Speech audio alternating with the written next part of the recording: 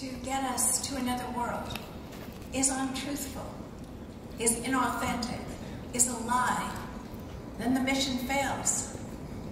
And in an even greater sense, nature will not be fooled. Nature will not be lied to. So the point is that if we are a way for the cosmos to know itself, and we have the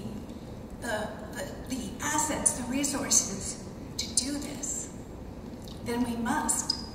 And when I think of the nightmare that we're living at this moment, and the complete lack of any reality, a would is a wouldn't, and that makes everything okay. We can't let that happen.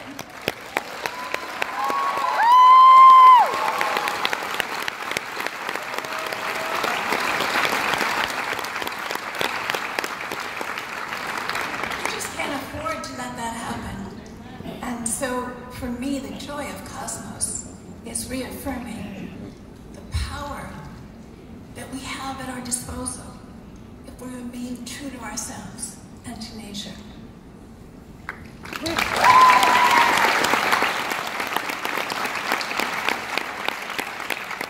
right, most of our panel has feet both in the nonfiction and the fiction storytelling world. So I want to ask a question, coming at it from someone who's done both, and also, so what's the overarching conflict of this series? Because, you know, it's been very dramatic. Every episode has been very dramatic. Drama depends on conflict. So is science the hero of the series? And if science is the hero, is there a villain? And if so, who or what is it?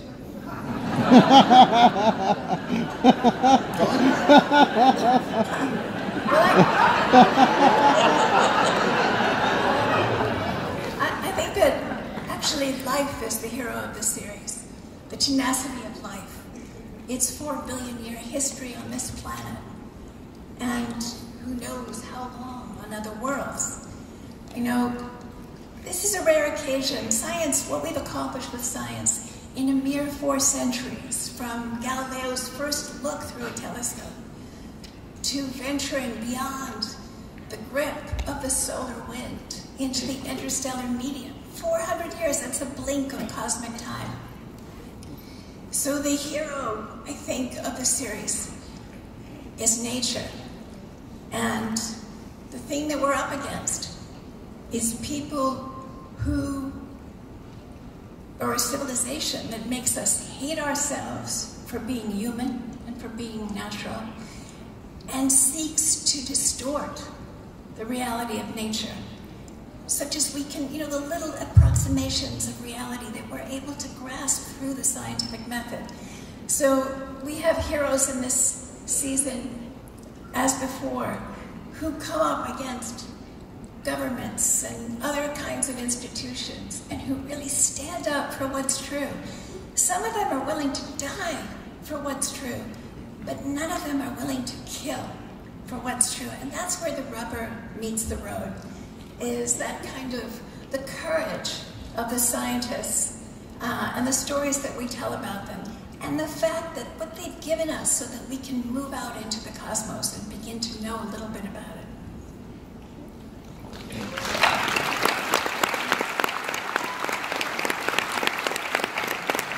We can end the panel right there. I think that's we're done. We can't add to that right here. I'm pretty sure. I have a question for you, though. Specifically for you. Me. But and Anne can also get into this. You know, I've got kind of geeky reading habits. I read Don Johansson's books, Lucy and Lucy's Family, about his discovery of the Australopithecus fossils at the Australopithecus efferensis. Yeah. My pronunciation is not badly. And he commented in those books that for scientists like him who go on television and try to do popular science and communicate to the public, that he would get pushback from people who felt that that wasn't serious. So what kind of reaction have you had from the serious scientific community to this work? That's a great question. We have to go back in time first. let's land in Carl Sagan's era. Carl Sagan got pushed back, yet he pushed back, right? That's, I mean, he was in a field of brush and bramble, and intermittently blood gets drawn, but he persisted. And what happened, especially in my field, in astrophysics, people started finding that their members of Congress who represent their districts and their senators saying, oh, you're applying for money for the National Science Foundation to study this? I just learned about that from Carl Sagan on Johnny Carson, or on for a book that he just wrote. That's really good stuff. I want to know more of that. Here's more money to do this. And what they found was that when the public knew what the scientists were doing, especially when what they were doing was from tax-based funded sources, all the boats rose. And so it took a while. It didn't happen immediately, but people slowly began to appreciate the actual impact Carl Sagan had in my field. Other fields were sort of less quick to jump on that bandwagon, but I can say he cleared a field that I operate in, and so do so many of my colleagues who have devoted a piece of their lives to bringing science to the public. So I'm on that same field, but there's less brush and bramble, and in some areas there's none at all. And so, yes, I have maintained the respect of my colleagues. Part of it is you want to make sure that credit is given when people give their lives to a space mission and they have 5 minutes on television to talk about it. I'm not going to step in front of them. I live in New York City, the center of 3 people from New York. The center of the news gathering headquarters of the nation. They call me for everything, and I say, did you interview the people at JPL or who just, no, we just want you to talk about it. I said, I'm not talking to you until you send your action cam to the lab that made the discovery. Then you come back to me, and I'll be delighted to talk about it. So I become an instrument of the discovery of science, not the point of it. The people who blood, sweat, and tears, the years to get those results are the ones in the sun. And in that capacity, I think I have been warmly received from what I've been able to hear. if they're thinking stuff behind closed doors, I don't know it, but I'm pretty sure I'm doing the right thing, not only for my field, but for science and for society.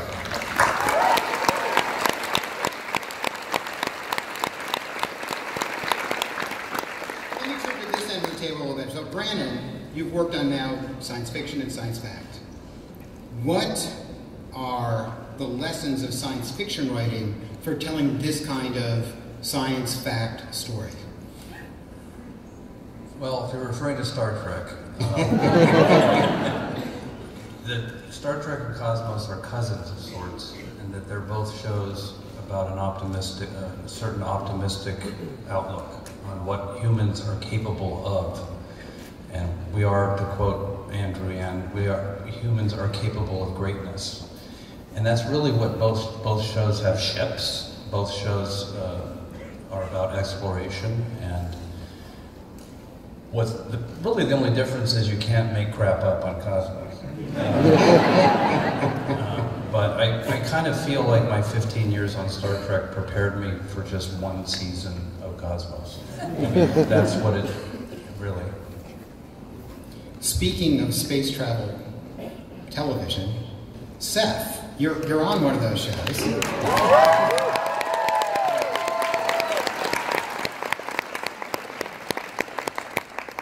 What kind of feedback are you getting on Cosmos from your fans of the Orville? And how about the overlap between those two kinds of fans? There seems to be a lot of overlap, and I think, you know, in a way it's sort of, I mean, look, we are a fictional show, but in a way it sort of speaks to what Neil was talking about. Look, science communication of any kind and fanning the flames of enthusiasm for science is something that should be taken seriously. I mean, without it, you have climate change denial. I mean, it should be much easier to get legislation passed, but there's enough people who don't believe the science. So, you know, look, when I was a kid, there was a lot of positive, optimistic science television in fiction and in nonfiction, and that kind of went away at one point, and I missed it. Everything got very dark, dystopian. We were constantly being told, and still are, that the future is going to be this bleak, horrible place that's only shot with very specific colors. But it's and there's nothing balancing that on the other side, and I missed that, and you know, it was not lost on me that you know, I would hear stories about engineers or astrophysicists or pilots, you know, people who went into certain fields because of the original Star Trek and other shows like that, because they were excited, and there's nothing like that now. I mean, we thank God for Cosmos, but thank God, ironically.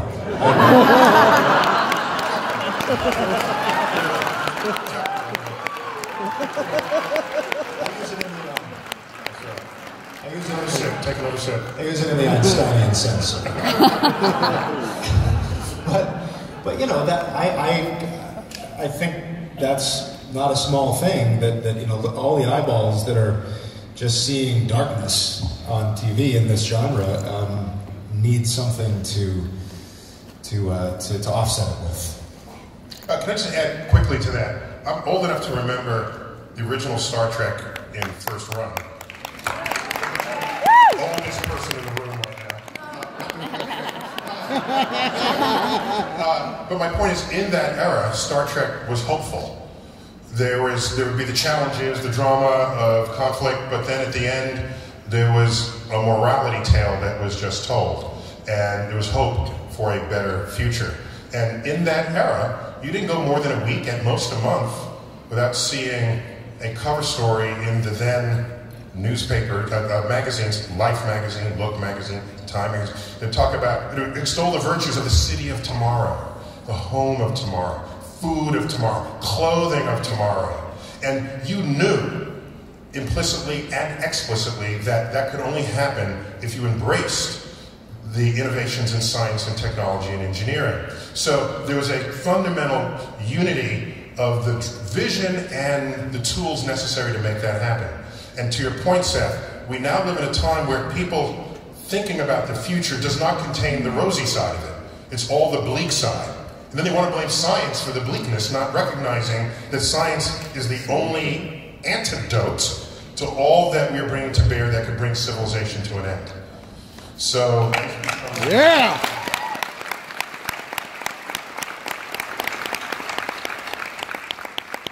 Or at least the only way without our own mass extinction, which seems like an unpleasant alternative. Correct. All right, so we're going to do questions from the audience, so start to get those ready. I'm saying don't go to the microphones yet. I have a question for Jason.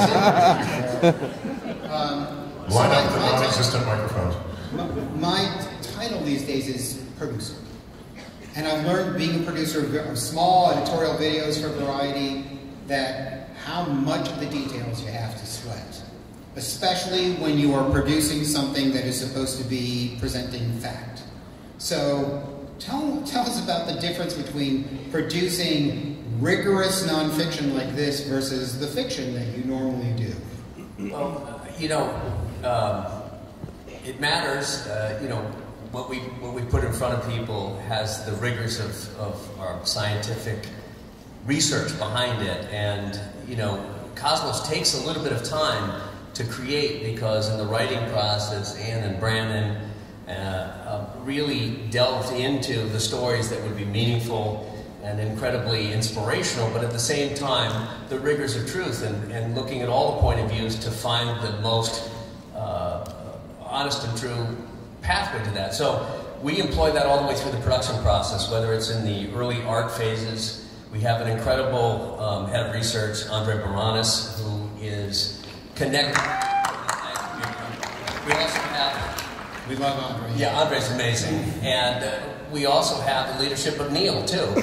And between that vision that's on the page, which clarifies what we're after, and then this rigorous research, it's easier because it's written. It starts at a place in which the writing has been absolutely detailed from a true place. But we go through layers and iterations of discovery of images, whether that's about, even in the animation team is held to the highest standard, whether they're portraying architecture or the representation of a character who's a real character. We look at all of that detail to kind of create it, and Sam Sagan was involved this season, who was incredibly helpful in defining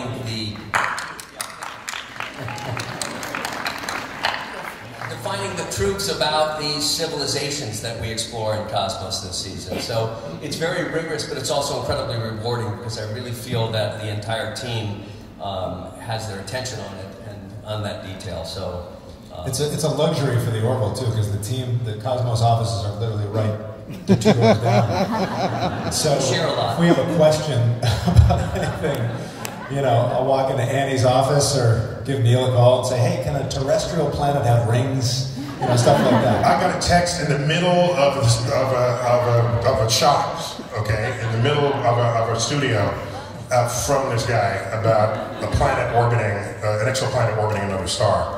And so I guess we're just your extended encyclopedia for this stuff. Well, just in all fairness to Seth, when he was doing TED,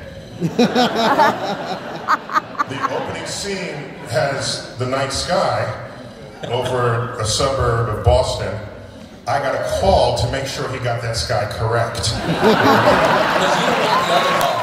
This is a call that I did not get from James Cameron when he put the sky over the Titanic. Maybe that's the easiest part of this, getting it right, is you don't want that call. What is this? This guy cares about James stuff. Cameron tends to half-ass it. It's a joke, Jesus. All right, let's do a little point-counterpoint. Who wants to volunteer to make the argument for sending humans into space? One person raise their hands in our panel. Send what? The argument for sending humans into space. Who wants to? You want to do that one? Well, there's one particular human I'd like to send into space.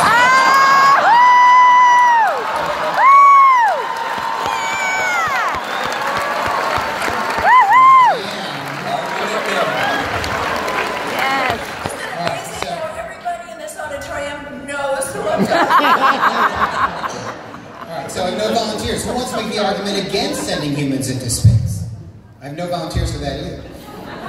I won't even drive to Santa Monica.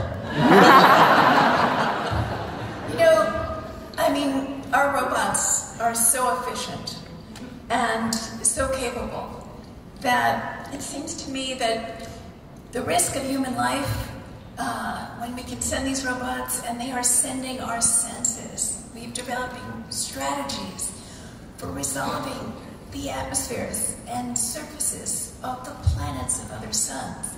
So in a way, it seems kind of silly, because the travel time for humans at this point, at this moment, although in Cosmos Possible Worlds we'll glimpse a possible future which will be quite different.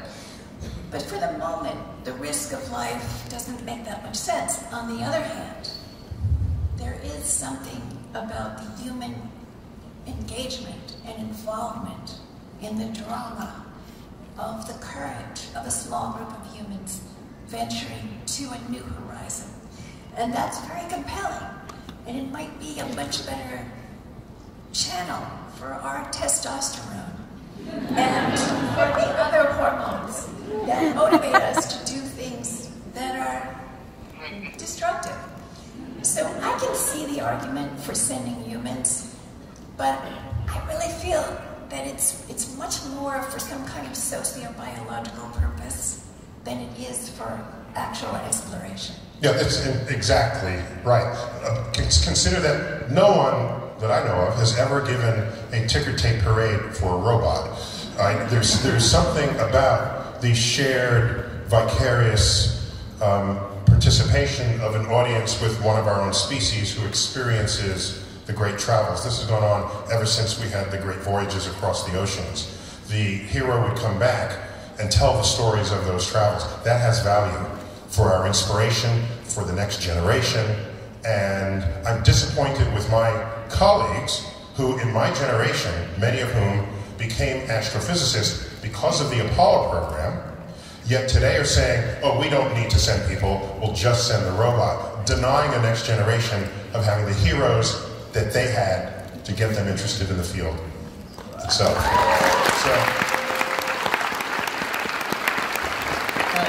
want to ask everybody about the morality of risking contaminating worlds that might already have life. Now, I got a guy I know from my covering visual effects, a guy named Tim Sassoon. He's got a great Facebook feed, mostly science. You should all follow it. He's always on this, about how offended he is at the idea of things like The Martian, where Matt Damon creates a farm using human night soil and plants potatoes on a planet that might have life. Right. So how great a risk is that, and how can we guard against that? What's our moral obligation to ecosystems that are alien to us? We're there already. But we don't have to keep doing it. No, sorry. NASA has an entire office within itself that concerns that shapes missions to destinations based on the likelihood of it having life that we might then study later. And we want to say... Yeah, no, I didn't want to interrupt you. Yes, there are 5 categories of worlds according to the NASA conventions and the International Space Agency conventions. The worlds that you can go to. For instance, it was possible to crash Cassini into Saturn because it was deemed a Category 1 world, in which whatever conceivable microbes, tardigrades that could have, still been on the spacecraft would have been destroyed before they could do any harm. And it was unlikely that there was any life form there that it could disturb. But then there are Category 5 worlds. The reason that Cassini had to be destroyed was because there was a Category 5 moon, very too close, which if very tiny odds, Cassini had crashed into Enceladus. Yeah, sure, Enceladus, yeah. Then that would have been a violation of these conventions. So there has been some thought given to this. And yeah, so your friend he thinks it's a problem, but we've solved it and we're on to other problems right now. We've done that. But you remember when the Apollo astronauts went into the containment vehicle? Yeah. Just in case. They don't do that anymore. No, we don't do that anymore because the moon, because we're not going to the moon anymore. But that's why we don't do that anymore. But the moon, based on any knowledge we have of life, is completely sterile. And if there's a sterile environment, you don't worry about it. If there's one that might have had life and you could contaminate it because somebody sneezed on your vessel before you sent it there, and there are microbes that could, the alien could get the flu, you protect against that.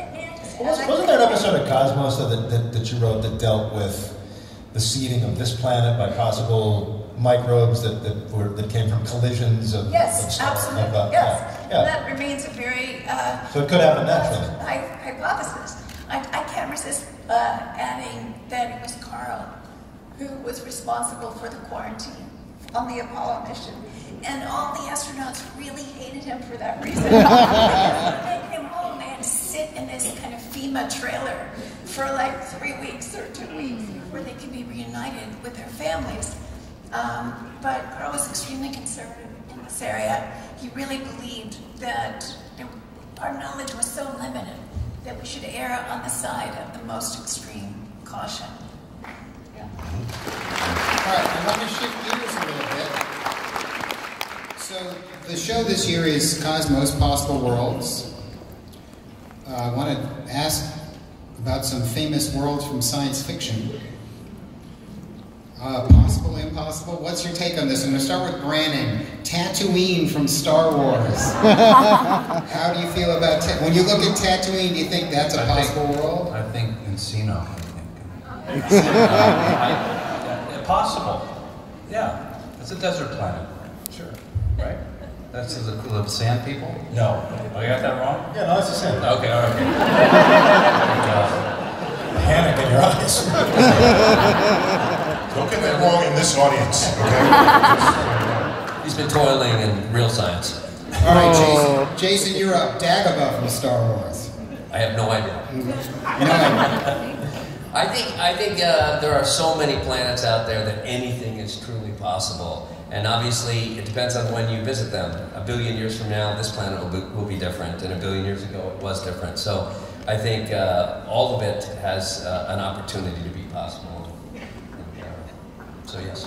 All right, Seth, I've got one for you. Pandora from Avatar. From what? Avatar. Yeah, I mean, with enough of a budget, yeah, I think it's possible.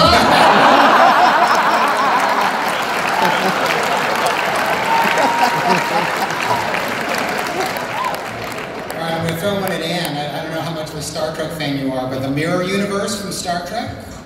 Wow. Well, actually, we have a mirror universe in the new season of Cosmos. And, yeah, I mean, I actually am not that familiar with the mirror universe. Is there an evil Neil?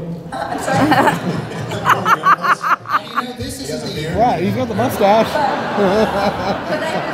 Right, Star Trek Discovery fans?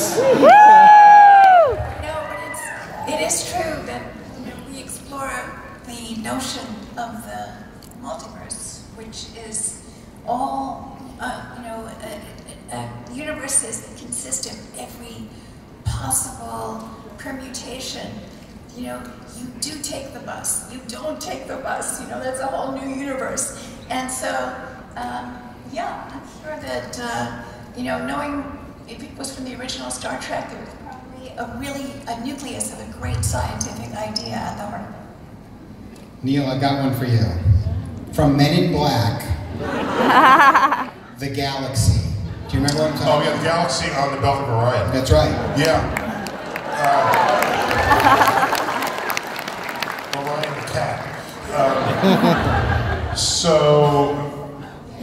here's a problem with that. Let's go. Come on, Neil. It was imagined 100 years ago or so as we started probing into the atom, and we discovered, oh my gosh, there's a nucleus and particles orbiting it, like a solar system. And is it that way all the way down, and could it be that way all the way up? And what we discovered is that as you go to the small, the laws of physics manifest differently and affect matter differently than they do in the large. And this is the difference between relativity, general relativity, Einstein's theory of gravity, and quantum physics. They manifest differently on those two different scales. So it's not just a scaling relation all the way down. And inside the atom, we've been inside the atom. We've been inside the proton. We've been inside the neutron. There are quarks there. We've found fundamental particles. There's not like a solar system inside the quark. So, no, there is no galaxy.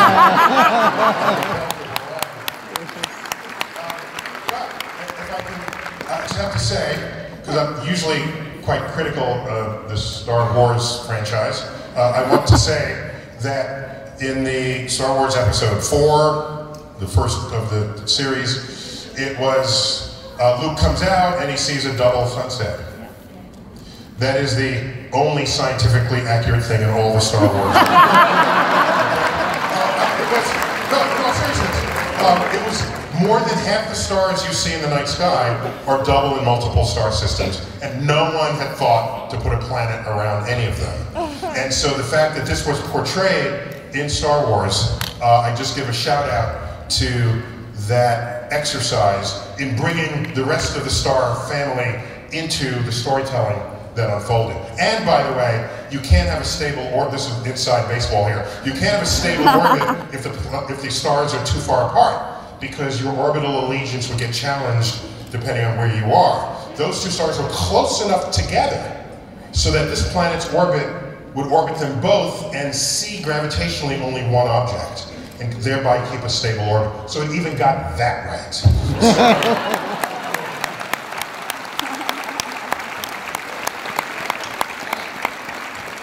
We have about 10 minutes left, so this is the time we would like to go to questions from the audience. Over here. Dr. Tyson and Mr. McFarland. as an educator, I'm on the front lines trying to get students to care about But science. you're an educator.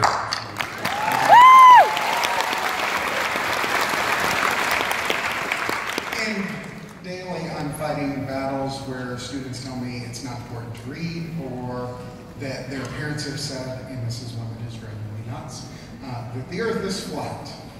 Aww. And when students go home and they're in a household for 16 hours, that they're not in the classroom, they're not educating, and it's not important. Your shows are important, and Cosmos is important, and get shown. What else can I do? Oh, give up now. Escape while you can. Let me just give a quick answer. Seth might have more to add to that. I've thought about this problem, and You can start with a flaming turd on the front stoop.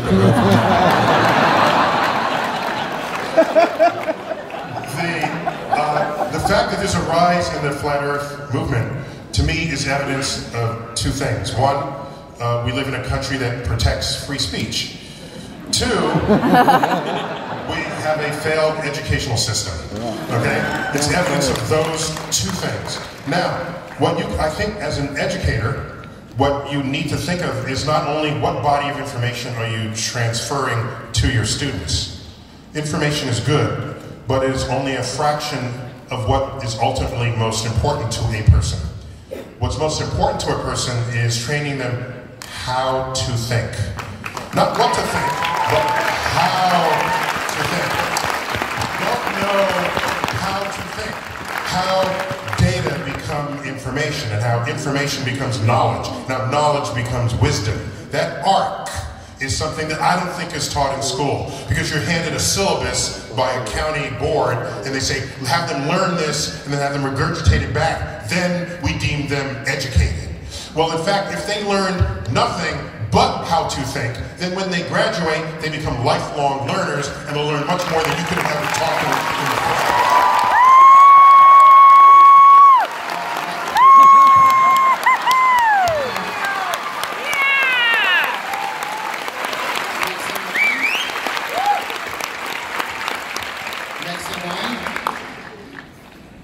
My name's Rick and I'm a middle school science teacher.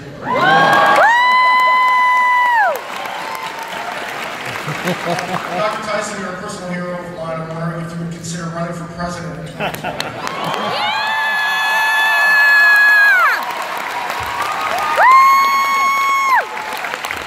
Tyson 9, 2020. So the answer is no. But it's not that I haven't thought about why my answer is no. I'll just tell you that if people are disgruntled with their leaders, consider that there are people out there, fellow citizens,